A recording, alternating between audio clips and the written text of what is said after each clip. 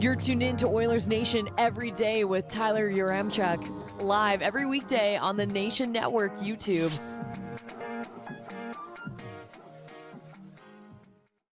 The Oilers never seem to want to do things the easy way. Regardless, another comeback victory last night. Make it 2 in a row for the Oilers before they head out on the road. Let's get into it all with the lead.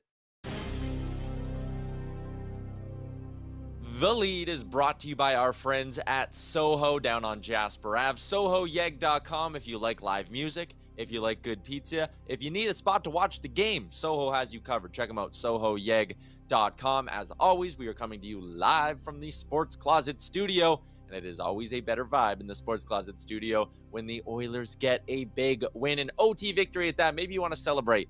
Go buy yourself a new Leon Draisaitl jersey. Why not? SportsCloset.ca, they got you covered. It was a thrilling one down at Rogers Place. First off, it was Indigenous night at Rogers, and I thought the Oilers did a great job with that. Ashley Collingbull was the in-arena host. She was great. Lance Cardinal designed these absolute beauties. He is a big, big part of not just the hockey community, but the Yeg community as well. Team wore those during warmups. Awesome. Lance killed it. I thought the organization did a great job during the TV timeouts as well, highlighting different people who are key parts of the community. So 2 thumbs up to the Oilers for that. And the team delivered a big win.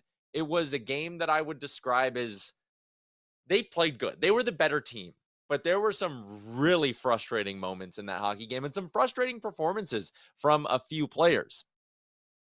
We'll dig into all of that today on the show. I'm going to let you know that Tab Bamford, he is from the 4th period in Bleacher Nation. He covers the Chicago Blackhawks. He's going to join us a little bit later. And you don't see him on the screen here, but Evan Bouchard scored the tying goal with just 4.4 seconds to go. I'd love to know in the chat, what was your reaction when Evan Bouchard finds the back of the net late? A great play by Connor McDavid to kind of save the face-off as well. But Bouchard now has 3 of the Oilers' last 8 goals. And Rusty's in the chat. He says he almost scared his cat when Bouchard tied the game, or he did scare his cat. That was crazy. The building was absolutely rocking as well. They were the better team. They deserved 2 points last night. I don't think there's really much. There's not much of a debate there. Like, you can even just see here in the shots. It was 40-28 for the Oilers. I thought they commanded the majority of the play. The frustrating moments, maybe I'll wait to get into them. Electronic Jordan Hamblin was largely invisible, I think, probably a good thing. I thought he forechecked pretty hard. He created a couple of turnovers. He almost got an assist in the first period, and that was encouraging as well. What I liked was that Jay Woodcroft played him. It wasn't one of those things where it's like, hey, you're going to get your debut and you're going to play like 4 minutes. I know people were joking in the chat. Will he even get to 5 minutes? Well, he played at 5-on-5, 9 minutes and 25 seconds. James Hamblin actually played more than Devin Shore, Dylan Holloway, Derek Ryan, Brad Malone, and Klim Kostin. Woodcroft played him, and I think the results were largely fine. When he was on the ice, the Oilers outshot the Panthers 5-2. I thought he looked good. He was a little buzzsaw out there, and I like Hamblin. I think he should stay in the lineup. I want to bring in Liam because I know he is barely paying attention because England is playing at the World Cup. So I will let you get to that England World Cup match, Liam, but I want to get your take on last night's victory, and as you titled the show, Bad and Bouchie. Oh, I can't hear him. I don't think anyone can hear him. Liam named the show Bad and Bouchie, which I think is hilarious, and now he's not here to describe his great title. That's all right, buddy. That's all right. I'll talk about a few other things that I liked in the game last night. The crazy comeback's great. The OT magic is awesome. The frustrating parts of that game, I thought Ryan Nugent-Hopkins had a really rough night, and I think that was part of the reason their power play wasn't particularly effective. Nuge had a couple of really, really rough turnovers. I know a lot of people were defending the Matt Tkachuk goal, the first goal of the game. Darnell Nurse basically deflected it right to him on the side of the net, and people were like, oh, he was trying to block a shot. But he wasn't, is kind of my follow-up to that, and we do have Liam's mic. You're back. Hello? I'm back. Yeah, you're here. You're here. Okay. You're good. All right, I was just talking about the Darnell Nurse gaff on the first goal, and like people were saying, oh, he's just trying to block the shot, it's bad luck. He had all the time in the world to let it go into the corner, go get it himself. He could have knocked it down better. Like, to me, that was a play that you don't want your top pairing D-man making. And then he followed it up with a handful of other turnovers. He was one of the frustrating points of that game, but it was largely a positive night, no? Yeah, I was thinking kind of the whole time they were in the game. I thought they don't really deserve to lose this one. You kind of felt like something was maybe coming. Like they had the Hyman chance right before Bouchard managed to get it in, but I Yeah. guess just on the Nurse point, like it was such a weird play. It's like he just wasn't thinking what was going on around him. Like there was nobody there, and then all of a sudden he's No. trying to kick the ball, and inspired by the World Cup, I suppose. Like many people commented on my Twitter last night, but Nurse not one of his bright spots, that's for sure. He struggled most of the night, but I think overall it was a really, really good team performance from what the Oilers had to play with. I mean, it wasn't a lot, but good bright spots. I liked Holloway's game quite a bit last night. I thought he had good moments throughout. I thought Puljujarvi played really well in the sense of getting into the right positions. Like we just referenced the Hyman moment. It's like, well, Puljujarvi was right there screening him to get into that play. So it's promising, and hopefully they can kind of get a bit of momentum now. They've had two very gutsy wins, so maybe this is kind of what this team needs to get rolling here a little bit too. And I thought Skinner was a little bit unlucky as well for the goals he conceded. I thought overall he had a pretty decent game. Yeah, I thought Skinner was fine. I had no complaints about the way Stu played between the pipes. You mentioned Dylan Holloway. He had 8 minutes and 16 seconds at 5-on-5 when he was on the ice. Oilers outshot the Panthers 4-1. The best shot metrics in that game were actually from our boy Clem Costin. When he was on the ice, the Oilers outshot the Panthers 7-1. He only played 6.5 minutes, though, in the hockey game, or at 5-on-5. I don't understand why Woodcroft's not playing him more. And maybe it's a part of like there's only so many minutes that can go around, and he's not a factor on the special teams and things like that. But I went ahead and I looked of players who have played at least 60 minutes at 5-on-5 this season. There's about 655 of them. Costin has the third best on ice shots for percentage. He's been like a Wow. possession machine. Yeah, you kind of notice him when he's out there. Like, and most of the time he's in the offensive zone when he's doing it. He's been a good Yeah. little addition to this team, and we've mentioned it before too. Like, sneaky good pickup by Ken Holland to trade him for a guy who was never going to play on this team, essentially, Samarukov. And yeah, I think he's going to be a really key player for this team, like going down the line here, and especially with so many injuries. I'm surprised to see him on the fourth line, but maybe that's also a credit to him in the sense of, well, he's actually a really good hockey player and he does this, and this well. So we kind of need him to play on these guys to improve that, elevate that line's level of Yeah. play.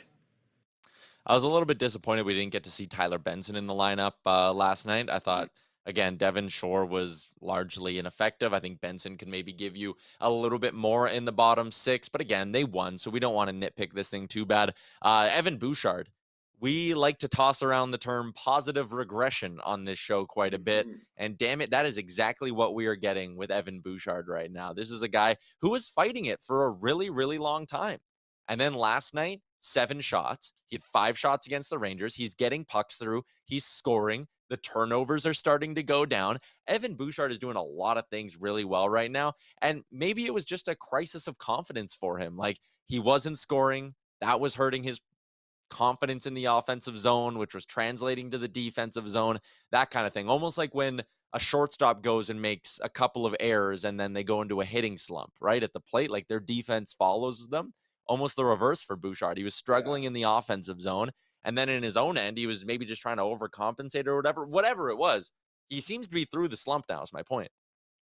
Yeah, you could see he was fighting it in wherever he was on the ice, and it was never going well for him. But massive goals for him, and you could, I guess, to just see the emotion after he scored that goal and how big it was for him, and everyone just kind of grabbing him while he's on the ice, and then 2 other big ones the other night. You kind of hope, I guess, guys like Puljujarvi, for example, can maybe see that and be like, okay, like I can do that too, and he had chances as well. So maybe this is it. Maybe this it's time for these guys to step up now with so many guys out the lineup, and Bouchard's Yeah. definitely doing that.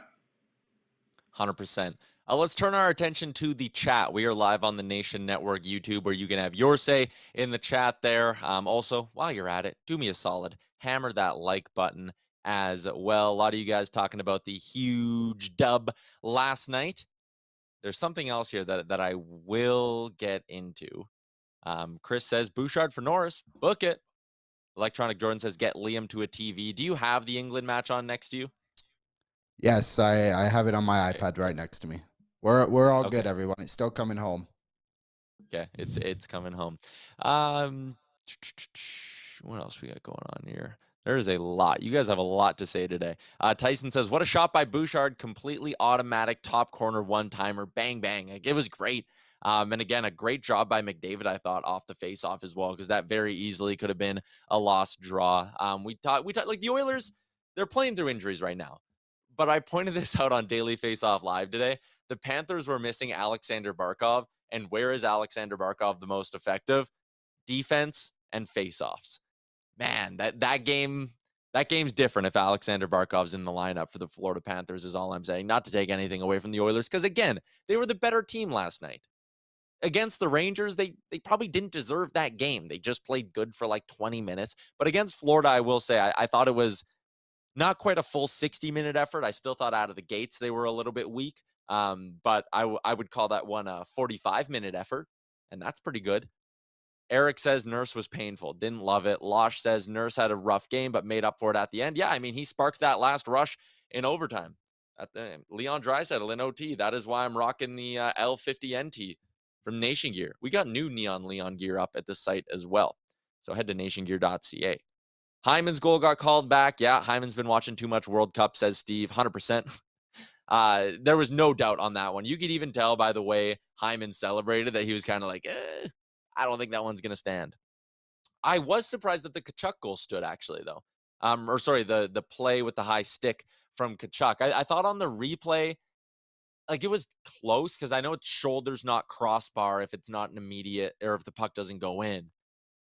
It looked like he had almost jumped up a little bit, though, and then hit it right above his shoulder level. I don't know. I thought that was an interesting call. Like, watching the replay, I was like, oh, man, this one's going to come back, and, it's going to stay a tie game or whatever. But, again, at the end of the day, not that important. And Matt Tkachuk scored that first goal. Little hand to the ear celebration. But who got the last laugh? Matt Tkachuk has now lost. Someone on Twitter was saying this. He's now lost his last 5 games in Edmonton. That's true. That is quite the number. Steve says, notice how Bouchard was chill after the goal. Yeah, he was just kind of hanging out there. I thought it was funny.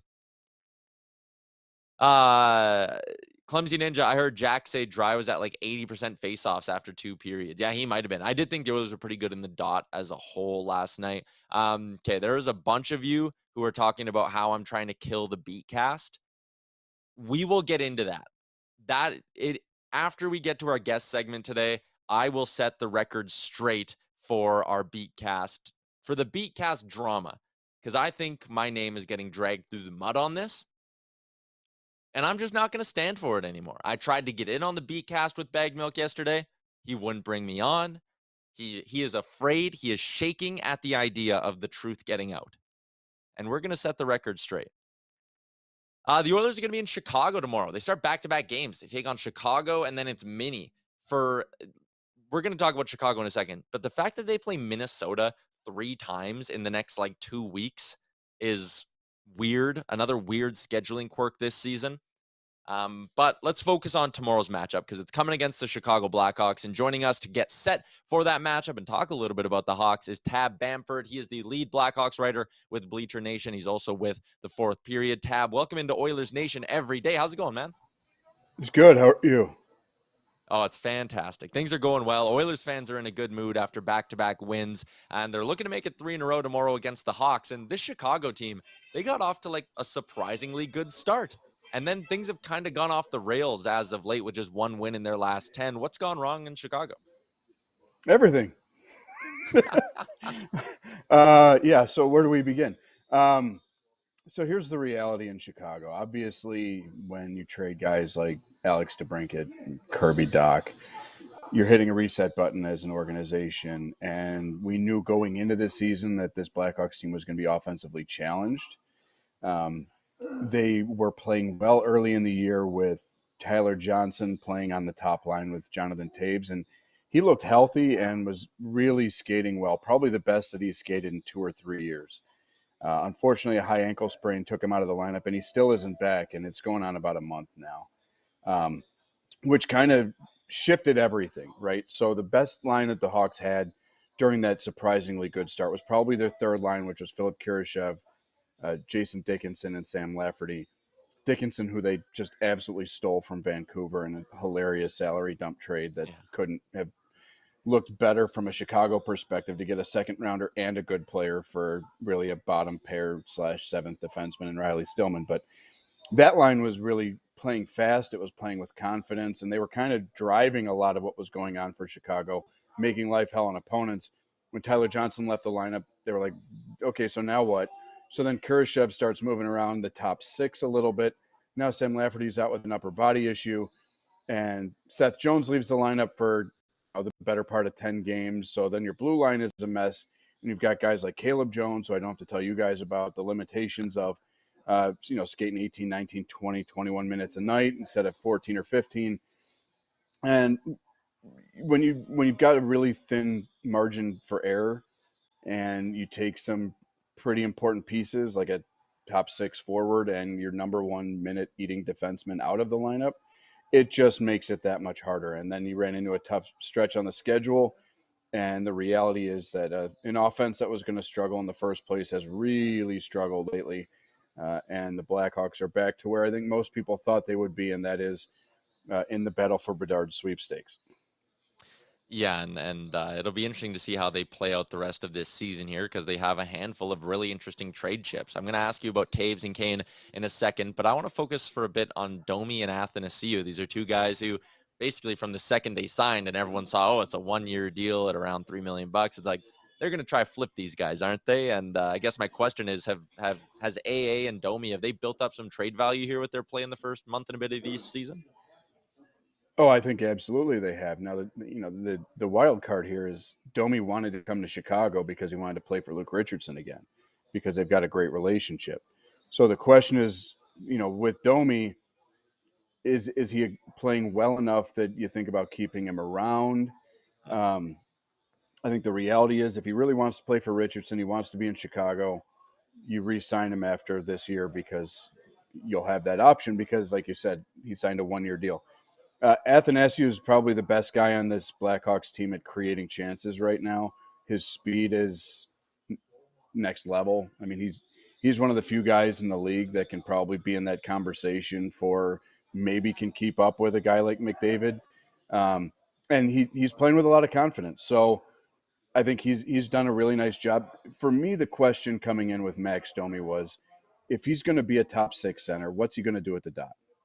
Because he's historically not been a great faceoff guy. And one of the issues that Chicago has had the last few years, especially with Jonathan Taves missing the 40-game season and then sitting out or coming back, but not really being himself until about the middle of the season, was who else is going to take faceoffs and what are they going to look like? Kirby Dach was abysmal at the dot, which is why I think a big part of why the Blackhawks moved on from him. And he's found success in Montreal playing the wing.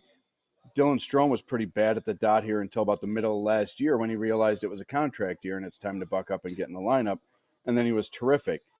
Jonathan Taves is the best face-off man in the NHL right now. If Patrice Bergeron didn't exist, he'd probably have multiple Selkies at home. And he's playing back at that level this year. Domi's come in and he's winning like 60% of his face-offs this year, which if you'd given me the opportunity to bet on that in September, I would have laughed and put my wallet away. So full credit and full marks to Max Domi for being a great face-off guy so far. He's putting up points, but the rock in the hard place is that the Blackhawks offense as a whole has been snake bit. Patrick Kane talked after the morning skate today about how he and Max have created some really good chances and just haven't been able to finish. And so it looks like, quick news nugget for your Oilers fan base, you might be seeing 19 and 88 riding together to start the game tomorrow night, based on what they were doing at the morning skate today. But I think Domi and Athanasiou both have got a pretty intriguing case for especially contenders that are looking for somebody in that middle six to come in and provide some offense. And for Domi, I think his value might be higher of the two just because he's doing so well in the faceoff circle. And he, like other guys in Chicago, have given a lot of credit to both Taves having to go against him in practice every day and Yannick Perreault, who's maybe the greatest face-off guy in the history of the NHL, who is a kind of a behind-the-scenes assassin in Chicago working with the centers to improve at the dot. So, yeah, I think they both got great value. I think depending on what you're looking for, either one of them could be a really nice piece in that middle six conversation for a team that either needs to add speed on the wing or a little bit of sandpaper and a guy that can create some chances around the blue paint down the middle in Domi. It's interesting what you said, though, about Domi potentially wanting to stay there and the connection to Richardson. I always said part of the reason the Oilers rebuilds, however you want to put it, part of the reason that took 10 years is because from the jump, they ripped it down to the studs and they had no talent. And all these young players who they were starting to draft and bring into the lineup, they had no veterans to lean on. And I think there's value in keeping a guy like Domi around who can, he's been in the NHL for 6-7 years now. He knows kind of how the ups and downs can go, and maybe the young guys can lean on him. I want to wrap this up by asking you a little bit about Jonathan Toews. He's quickly emerged for a lot of people in Edmonton as the dream target for Edmonton come the trade deadline, a guy who can give you just solid defensive play behind McDavid and Draisaitl. And it seems like it's been a bit of a renaissance year for the Hawks captain. Sort of what's allowed Toews to click back into form this season? Well, he's always been that guy. And the reality with Jonathan Toews is he probably could have been a 40-goal-a-year guy from the get-go in his career, but made a conscious decision as a captain to take a step back offensively to really drive the play through the defensive end of the ice. And they've got 3 rings because he and Marian Hossa were the hardest line to play against. And you had 2 guys that could go get 40 at will, who were also 2 of probably the 5 best defensive forwards in the entire National Hockey League, skating on a line together. So a couple years ago, right before the pandemic, he was really bouncing back and you were starting to see that offense increase. Unfortunately, he got COVID. His body wasn't right when they knocked the Oilers out in the bubble. And then he took the year off to get his 40-game season off to get his body right. And last year he was still getting back into the flow. This is a guy that is as serious a competitor as you'll have in the entire National Hockey League. He values the game. He understands the history of the game. He knows what he means on the ice. And he would not have come back this year if it was a let's see what we've got left in the tank. He came back specifically to extend the third finger on both hands at everybody that said he was washed last year. And he's doing that. And it speaks to the character of the player. So what you're getting right now is a driven Jonathan Toews who is really out there just proving people wrong that this is a one-legged farewell tour. This is a guy that, if he wants one, could probably go out and find another contract after this and can probably go contribute to a team, whether it be the Blackhawks or otherwise, for a number of years down the road, again, if that's what he chooses to do. The hard thing for me when you look at whether it's Kane or Toews heading to Edmonton at the deadline is I agree with you that Toews would probably be the better fit up there than Patrick Kane just because he brings that defensive element to the table. But you're going to have to find a third wheel probably to eat some of that 10.5 cap hit, even at the deadline, just because Edmonton's up against it. And that's just going to make it a more expensive proposition for everybody involved.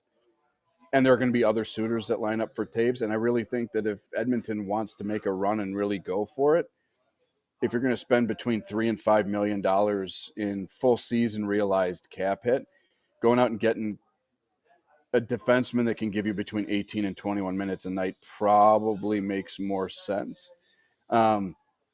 Just because at the end of the day, leveraging the assets that you're going to have to take a captain out of Chicago and involving a third team to make the finances work for what will ultimately be a third line center, it's kind of hard to rationalize that unless I'm in your position and you're like, we're this close and we haven't gotten there yet, and this is a guy that could get us there. Screw it. We'll give you whatever you want. We just want to get a ring. And he's the difference. And the hard thing for Edmonton, too, is if it comes down to a bidding war between Edmonton and, let's say, Colorado for Jonathan Toews, which position is he going to want to take with that full new move clause? Because probably slots as a 2 center in Denver versus a 3 in Edmonton. And he might be more comfortable playing on the 2 line than the 3. And frankly, the way that he's playing, he's probably got better value for what it's going to cost to get him at a 2-center line. But at the end of the day, he and Kane both have full no move clauses. They're going to have to want to leave. And I think at this stage, I would bet more heavily on, if one of the two was going to leave, I would bet more heavily on 88 than 19 actually having that conversation and moving on. Just Jonathan Toews is the longest tenured captain in the history of Original Six franchise, and he understands that. He's always been a student of the history of the game. He knows what that means. He's got relationships with guys like Mark Messier, who obviously Edmonton watched go win a cup somewhere else, but he also understands what it means to be the face of a franchise in a big market and do something special. So it'll be very interesting to see what happens, but I think there are a number of interesting pieces from his perspective in Chicago that could help that. Even maybe a guy like Jake McCabe or Jack Johnson on the blue line that might be able to shore some of that stuff up on the backside for you, especially Johnson, whose cap hits under $1 million. And he's playing north of 20 minutes a night for Chicago. But the cap is going to be the cap this year, and Edmonton's kind of in a tough spot with how much they want to leverage what they can from Evander Kane being out and how they fix that. Because, over the weekend, Elliot Friedman said that, Edmonton might be looking for a middle six, bottom six type sandpaper guy, and there might be a couple options like Jujhar Khaira, who was with you guys a couple years back. A guy like Boris Kachuk, who also, when you're talking about filling out a roster and having good depth and complementing what you already have, guys like that, again, using the assets that you have wisely, you might be able to get those guys and maybe a defenseman for less than it would cost to get Toews, and the total sum of financial obligations that you'd be bringing in on rentals would be less than just going after the one big alpha that, again, in a third line role might not be worth the price tag if you're Edmonton and you don't want to be a one and done and be searching for another remix salad this summer to circulate around Draisaitl and McDavid and try and put something together that you can actually sustain instead of just chasing one.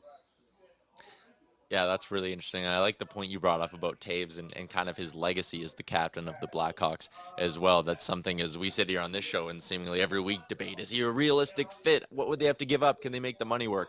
I think that's a point we've been overlooking. I really appreciate your time today, Tab. Thanks for hopping on the show for a bit. Yeah, absolutely. Thanks.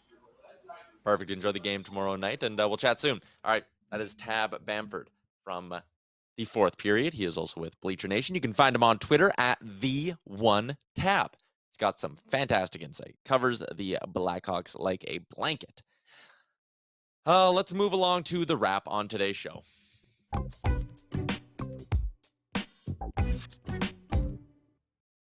We are going to talk betting in a second, but first, a lot of you are saying you're buying into Bagged Milk's propaganda. This whole thing that Tyler wants to end the Beatcast. It's just not true. I am not the one who wants to end the Beatcast. There is a want for a show that is on a platform or more platforms than just Instagram.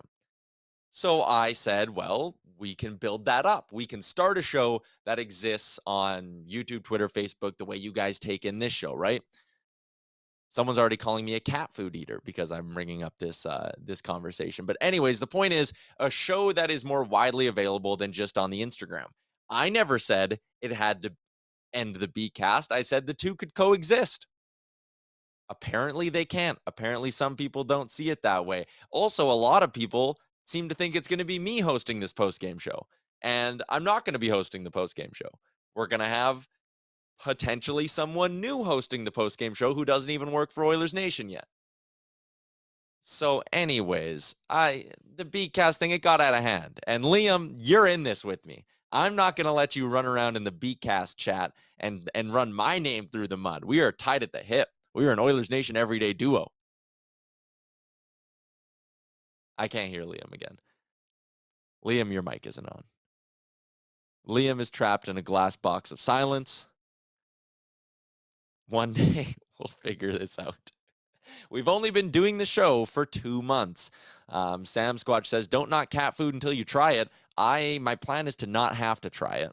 The Boston Bruins, they seem to have some different ideas. Jilly says, totally agree. Would love a post-game show. See? There you go. Oh, Liam, you're back? Hello, buddy. There you go. I think I'm back. I'm not sure what's going on. I come to the studio for better gear, and it makes me worse, apparently. So, but you know what? We won't be getting this on the new post-game show after we kill the Beatcast, right? There you go. Rusty says, Liam the GOAT. Chris Thank says, you. convenient. Your backup is silent. Listen, I'm just not going to let Bag Milk run around with this narrative that I'm like out to get him. It's just not true. Not true. I'm not going to stand. Dr. Gonzo's in. He says, late to the party, huge win last night, feeling good. And also, Connor McDavid scored. Connor McDavid went over 1.5. Evan Bouchard went over 2.5 shots on goal. It feels good. Feels good to get some wins in the betting department, Liam. Yeah, tonight was last night was a good one. 2-0. Connor McDavid, Oilers win. Was sleeping on a mattress of cash. And tonight, we will hopefully be doing the same. I'm just going to go with 2 money lines tonight, though. I'm not going anything crazy. Pittsburgh Penguins over Carolina. Pittsburgh has been pretty good recently. And they're at home, and Carolina's been a little up and down in the last 10, so we're going to go with a hot hand there. And also, Vancouver have won 3 in a row out of nowhere. From the depths of the NHL, the Vancouver Canucks are on the rise. And Washington, similar to Carolina, has been struggling to find a stride. So I'm just going to go with 2 home teams here and hope that the win streak can stay alive and we can keep going perfect for the rest of the week. I don't hate either of those spots. I also really like my pick of the day was the Seattle Kraken. They are road underdogs tonight against the LA Kings. Seattle's been like the second best team in the NHL in the month of November, and they're 7-1-1 on the road this year. So I love Seattle on the money line tonight as one of my bets. Going to be hammering that. Spiced Oil says AA to score tomorrow is a lock, right? Probably. Although, to be fair, the Hawks roster has a lot of former Oilers, like we talked about with Tab. You obviously have Caleb Jones, Jujhar Khaira, Andreas Athanasiou. He was here for a cup of coffee. So there's a few candidates to score against the Oilers tomorrow. Tomorrow's show, I almost forgot about this. I'm going to be out doing something with Sherwood Ford the Giant. Going to be doing some Christmas-themed charity work with them in the afternoon or in the morning. So tomorrow's show will be an hour delayed. So set your timers for that. 1 o'clock tomorrow is when we're planning to start Oilers Nation every day. Again, we'll be doing some cool stuff with Sherwood Ford, so keep it locked on the Instagram and the Twitter to see all of that. But yeah, tomorrow's show is going to be 1 o'clock. Liam, don't forget. All right, Liam's mic is gone again. I don't know what's going on today. Maybe Liam's intentionally muting it because he's like, hey, listen, man, I just want to watch the England match. You can go watch the England match. I'll release you. Parker is in the YouTube chat and says, I'd take Domi if he were to shake loose. Yeah, I think Tab brought up an interesting point of him potentially staying in Chicago, but it could also be one of those situations where maybe you just talk to Max Domi and say, hey, do you want to go play in the playoffs somewhere, go on a run for 2 months? Yeah. Okay, we'll move you. And this July, you can re-sign. We'll sign you for 3 years this time because we know you work here. So I don't know. I think he ultimately will shake loose. $3 million cap hit for the Oilers. That's very easy to keep. I thought Tab brought up a really interesting point as well of, okay, Taves, if he leaves, is going to cost a lot. Assets-wise, cap hit-wise, there's a ton there. It's a complicated trade to have to make. It would be an impactful trade, but if you're the Oilers and, you know, Taves retained twice is down to $2.5 million. If you get that third team involved. All right. Domi at 50% retained is 1.5. You could also get, I don't love Jack Johnson as a fit, but he won a cup last year. He's $950K against the cap. He's been playing 20 plus minutes a night. He's a left D. Maybe you view him as an upgrade on Ryan Murray. So Jack Johnson and Max Domi for nowhere near the acquisition cost of Taves, for basically the same money as Taves at twice retained. Maybe the Oilers can go bargain bin shopping with the Hawks to an extent, is the point I'm trying to make here. Eric says, are the Kraken paper tigers? Listen, they're going to fall off a little bit. They're playing at what, 100+ point pace? They have 29 points in 21 games, a 690 points percentage. They're not a 110 point team. They're not a 100-point team. I think they could be a 90-point team. I think at some point they're going to have a rough run. But right now, in the moment, to get them at plus money against the LA Kings is just too good of a spot to pass up. Seattle's won 5 in a row. The Kings have 5 wins in their last 10 games. So Oh, Eric says, I live in Seattle, but I'm an Edmonton fan. I don't buy Kraken being a contender, but they have looked good. Yeah, they've looked great. I don't. It's getting to the point where it's hard to be like, oh, they're not a playoff team, because again, they've built themselves up such a nice cushion at 13-5-3. But if you gave me good enough odds, I'd be betting on the Oilers catching them at some point this season. Right now, the Oilers are 3 points up on the Calgary Flames, although Calgary does have a game in hand. Edmonton only 3 points back of the LA Kings, and the Oilers have 2 games in hand there. So the LA Kings are kind of within spitting distance of the Oilers right now. Dr. Gonzo, what do you think about targeting Chychrun with the Yotes throwing in Nick Ritchie? See, and I look at Arizona after Tab said what he said about Taves and the lower pieces there. Like, maybe you don't go after Jacob Chychrun in Arizona. Maybe you shop around the bottom parts of that lineup a little bit more. And Nick Ritchie's an interesting candidate. He plays with size. 2.5 million, you get them to retain half, UFA at the end of the year, so he'd be 1.25. Maybe that's a guy you look at and go, hey, he'll make an impact in our bottom six, make us better, and he doesn't cost us that much to acquire. Chychrun, yeah, I think he'd be good, but he's got to be healthy. I wouldn't touch Chychrun unless he's played and stayed healthy for a month, and then I'd call Arizona and have the conversation. But Rusty says, I think Chychrun is a waste of time. I haven't seen anything that proves he's an elite guy that'll help this team. He's injury prone, hasn't played enough. Yeah. Bison Kingstan says, Schmaltz, please. He's 5.8 mil. There's no way you could squeeze Schmaltz in. There's no way Arizona would be willing to retain the money over the next 3-4 seasons to make that work. Don't see it. Pipe dream. It is a pipe dream. Twisted says, looking at the Oilers' schedule, they have a good chance to gain some ground in the next 10 games. They do. Like, again, there's no easy nights in the NHL. Anyone can honestly beat anyone, but if there was a stretch that the Oilers can take advantage of, you get Chicago tomorrow, Mini on Thursday. Mini's been inconsistent. Then it's Montreal, Washington, Arizona. All of those games at Rogers Place. All 3 of those teams are below 500 on the season, correct? No, Montreal's actually above 500. They're 11-9-1. But still, teams that are struggling right now. You can take advantage of this next stretch if you're the Oilers. It's a big one, and we'll have a big Short Ford Giant Game Day edition of the show tomorrow to break it all down. Again, going to be going live at 1. The show is going to be an hour later tomorrow, but I'll be there. I think Jay will be there. Liam will be there. We'll have his mic all sorted out. I think it's on right now, actually, Liam. What's the score in the England match? It is 0-0 with England on the attack. Good stuff. Love it. Love it. We'll chat again tomorrow. Liam and I will be out with Short Ford doing some fun stuff. That is going to be a wrap on today's edition of the show. Shout out to Short Ford the Giant, the Sports Closet, and our new friend Soho on Jasper Ave. Check them out, sohoyeg.com. Thanks for tuning in on the YouTube. Hit that like button before you go. Hammer the subscribe button as well. And we will chat again tomorrow, 1 o'clock Mountain Time. See you then.